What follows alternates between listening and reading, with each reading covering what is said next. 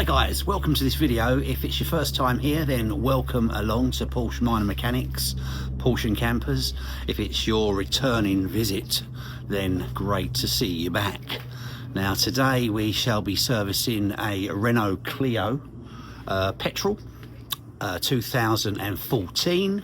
We're going to be changing the spark plugs, the air filter and the oil filter, and fresh oil as well. Now we'll be checking the spark plugs for the gap, and also included in that we'll be doing a reset of the spanner stroke service indicator that currently sits on the dash. So the parts that we're going to be using today are oil filter, little diddy one, TJ oil filter. There's your code there. Hanksy air filter, that one there. The only code I can see on it is an E8 2OL. And of course the spark plugs, they're nothing special, it's just an NGK. Let's try and put them up the right way for you. There you go. And there is the number. Okay, and then the oil, which we're using a Napa oil C2 C3 530 low saps. It's not the make of the oil, it's the grade and the viscosity that is important, and this is suitable for the Renault Clio. We'll also be checking the plug gap, make sure that's okay. Should be, I think, 0.07 of thou, so we'll look into that, make sure that's okay. So let's take a look at the car and get ourselves underway. So here's our specimen for today, 2014 Renault Clio.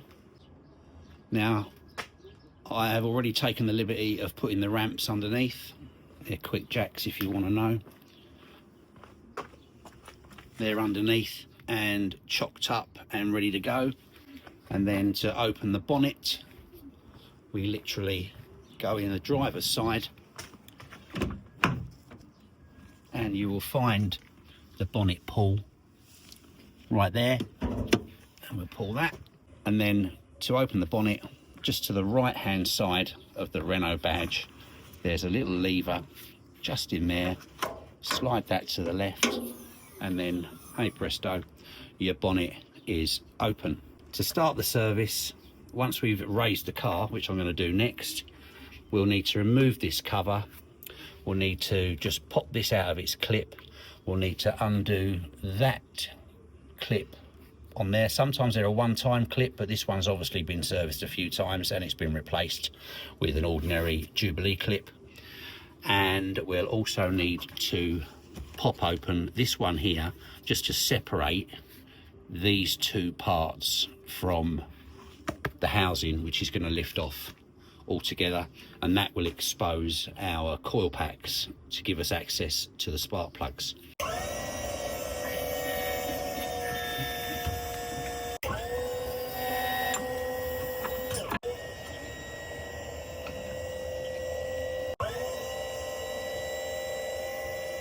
We'll start with just releasing this pipe or cable, whatever it is, from the side of the cover, and then just let it hang down. You've got a rubber hose on the top of here going into the air filter. Slide that off like so. Then down here you can see you've got your air intake. You need to get then there's a clip there, but there's also one behind it as well, which you can't see at the moment. Screwdriver behind that, slide it back. You then need to loosen off this Jubilee clip here on the top where that pipe was that you've just slipped off.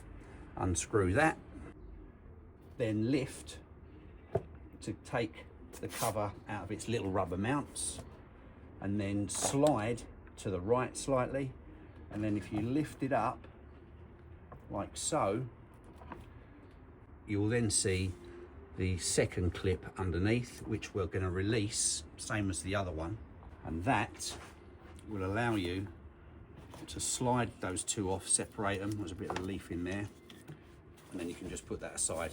Air filter is inside here.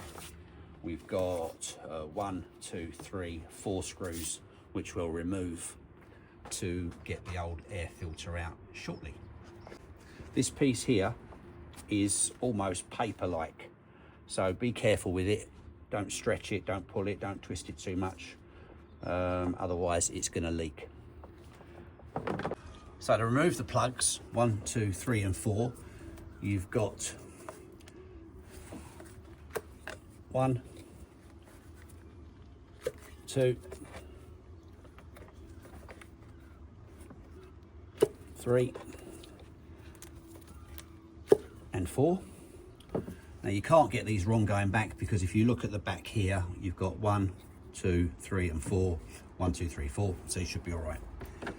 These are a 14mm plug, and the gap, the socket that they go through there, I'm going to show you better there, is really tight. So if you're struggling with a socket to fit, then do the same on number 2, number 3.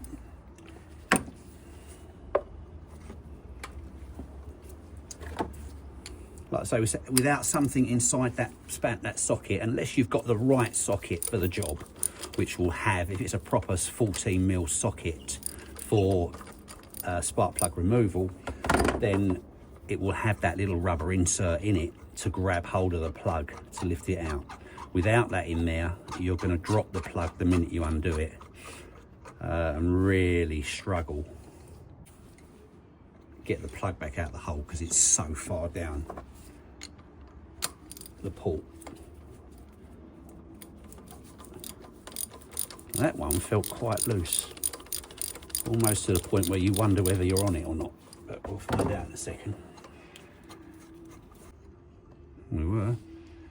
Not very tight at all, that one. A little bit of wear on the bottom of the electrode. It just gives you an idea of how far down they are into the head and the block. So just checking the spark plugs out the box. I am at 0.75, which is the closest I can get to what I looked up to be a 0.7. Do check your spark plug gap to make sure it's right for you. It may vary on some models, unlikely, but nevertheless. Out of the box,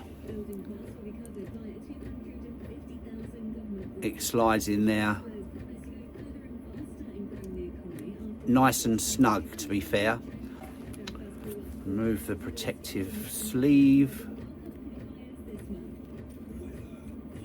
Yeah, pleased with that.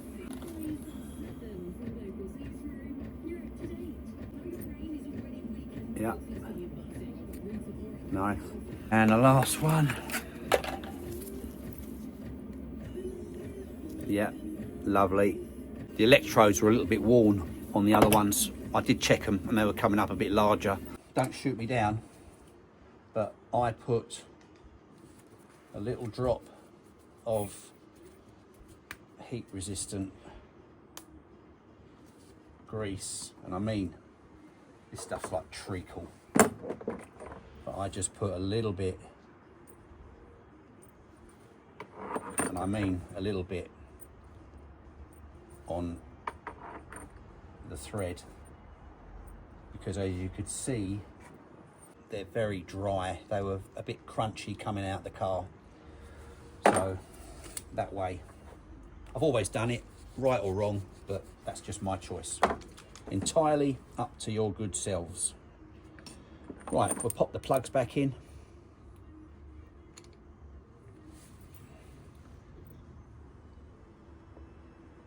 One of the good things, nice and gentle, one of the good things about having such a snug fit with the socket is it lines up perfectly and you're not fiddling around trying to get alignment.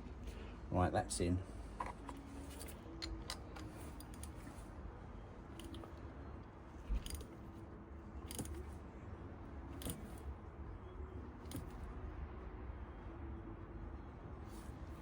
You can feel the crush washer, which is this little washer here going down. I'm not talking them.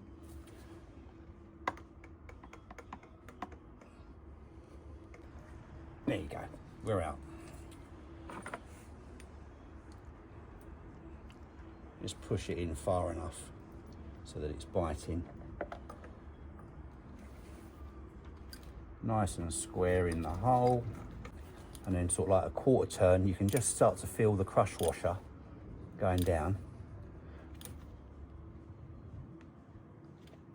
And then it goes tight. Beautiful. Like I say, it'd be a nightmare without that bit of rubber sleeve in there. You could use something else. It's just important that you grip it. Otherwise, you're never going to get it out of that hole without a lot of aggro. So, quarter turn. It's half a turn. Felt the crush washer go. That's it. There you go.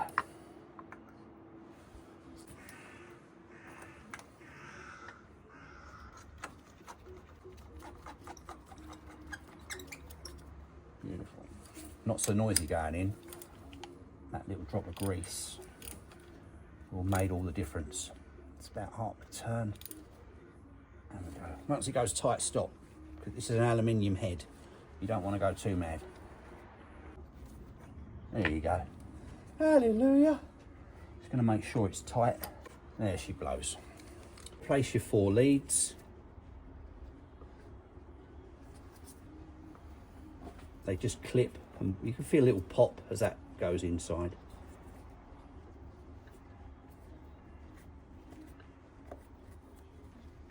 So,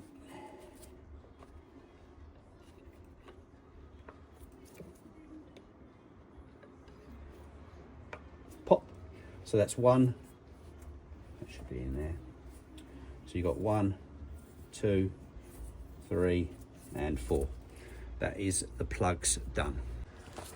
Right, to remove the air filter, Torx T20.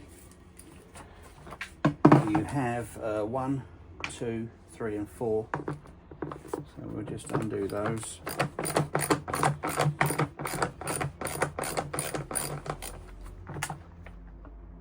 This one the other side.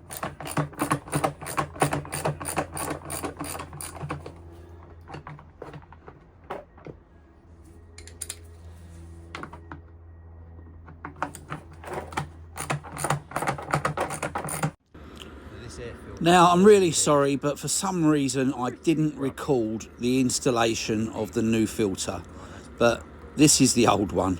Still, fresh one in there now. Replacement of the top cover, very similar to the removal. So you're literally going to try and keep that out the way there. Now I'm going to try it slightly differently, so my removal actually. That goes like that, then you're sliding over like so. Down here, you're just going to pop your pipe in a minute.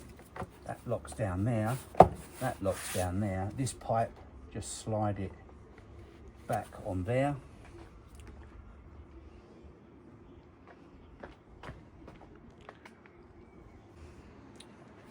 Your air pipe here will go back just as it came out. Nice snap fit for you there.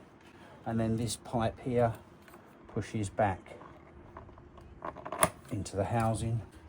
Also, don't forget to tighten up that Jubilee clip there, which connects your air filter housing. There you go. To the air intake. And that is our work done as far as the plugs and the air filter are concerned. Just be careful with this bit of paper pipe. So for the removal of the under tray, you have a 10mm there, a 10mm there, and one over the other side. That's 3. Then you've got some Torx 25s. Now I had to remove this one and that far end one. These two don't hold the tray in, and also I could tell that fact that they've never ever been removed before by the looks of it. So once you remove those, you will be able to, there's a little plastic pop clip here, pull that, same on the other side, and then slide the tray back and out the way, exposing the underside. And there's your drain plug, and tucked up there is your dinky little oil filter. Now, as for the sump plug, I don't know what size that is, but it's a square one. So I've cracked it off. Took me a while to find something to fit that, but let's drain the oil out without hopefully getting too caked up and not dropping the sump plug in the tray. Oh, that was close. And there we go. Oil drain down on its way. The sump plug has a steel washer on it and a O-ring in there, which is all good. I'm going to use the same plug. You could replace it. I can't see there are going to be any problems with there. It seems to be in quite good condition. So we shall put this back in and remove the oil filter. Now, it turns out the easiest way to access that oil filter is just inside here through the driver's side front wheel, for me anyway. It's really awkward, it's tiny and it's very tight, so I'm going to remove that and fit the new one, not forgetting to put a little drop of fresh oil around the seal before we spin it back up. Well, that oil filter was one of the worst oil filters I've ever had the misfortune to change. But anyway, it's done. It might be tiny, but God, it's a pain in the arse. Right. Under tray going back the right way around, are we good? Okay. So it slides underneath the front tray, the support, like so. A little bit fiddly, but doable. Push that one in. Just make sure that you get it located underneath like that. Yeah, that's all good. And then you've got 2 little plastic clips, if you're lucky, that literally locate there and there, and then you can put your screws back. So you've got 1, 2, 3 10s and some Torx 25s.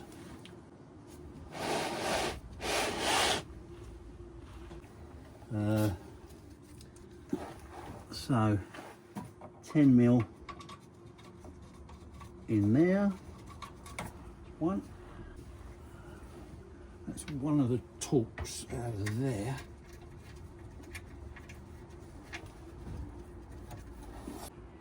That's second 10mm. Goes in there. The Torx goes in there.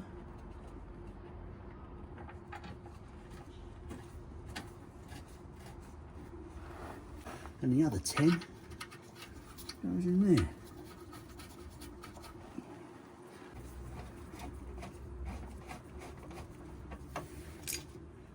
I'll do the Torx first because I've got the... Oh, that one we didn't do. No, that one we didn't do. This one we did.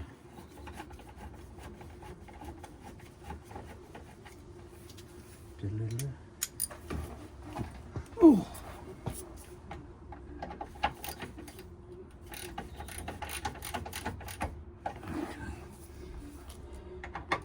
I wouldn't over tighten those torque screws.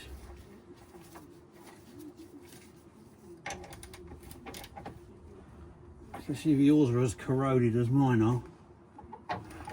That's tight. And that one's tight. It didn't come out the last time.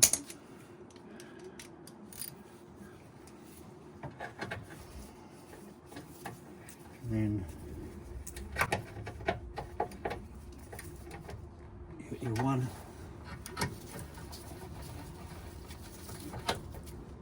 2, and 3. That secures. Okay, remove the oil filler with some signs of yellowy, sludgy build-up there. Could be just condensation, but the vehicle does run fine, so I'm not going to worry about it right at this moment. I believe it does a few short trips as well, which means condensation is more likely to build up around the filler cap. And let's drop the oil in.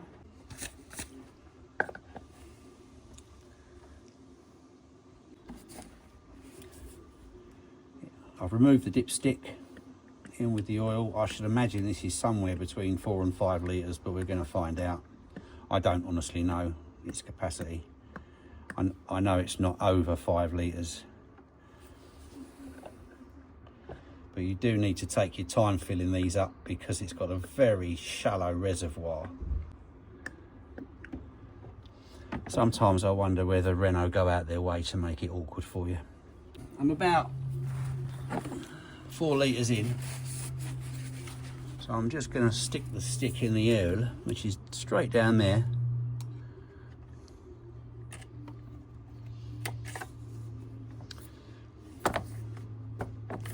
Pop it in, give it a second just to give me a reasonable read. Right down there she is, the yellow one. And then pop her out. What do we got? Oh, we're showing virtually halfway up the oil feed there. So we'll go again. Bearing in mind the filter's got to fill up as well, so you'll lose a little drop when the filter gets filled up. And also, not all the oil will have ended up in the sump that quickly, so don't go mad. Right, back in the stick that hasn't popped in like that. There it is. That's it.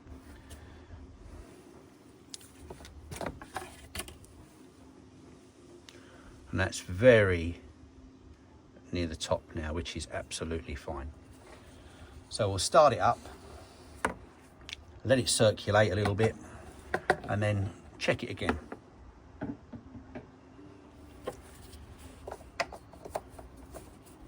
Remember to put your oil filler cap back in, otherwise it might try and blow it back out at you.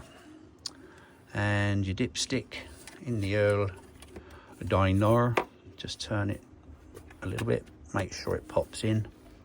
You know it's located because it sits between these like little rings. Right, let's start her up.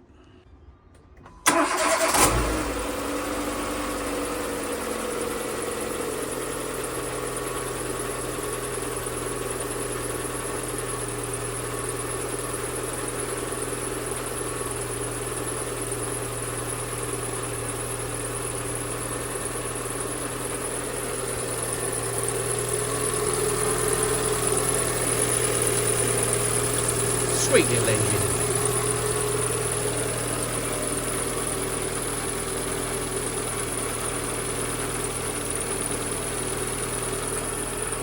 So no oil leaks.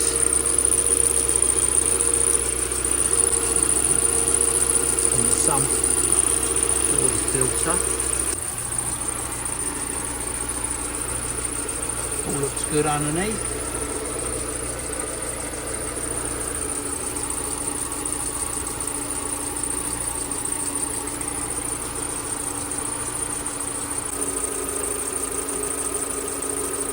Let it settle for a few minutes just to allow the oil to sit back in the sump or get down there. If if you dip your oil too soon after switching off, you'll get a false reading more than likely.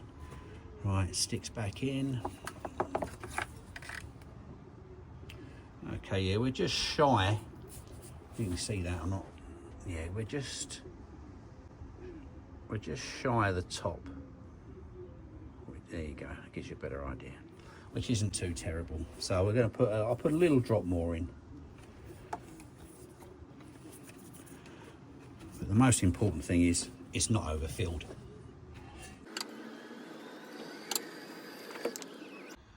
Now for the service reset, I've made a bit of a boo-boo. I did it and I haven't recorded it. So I'm going to go through the motions because I can just go through it again. Now, ordinarily, push your key card in, which I'm doing now, and your dash lights come up.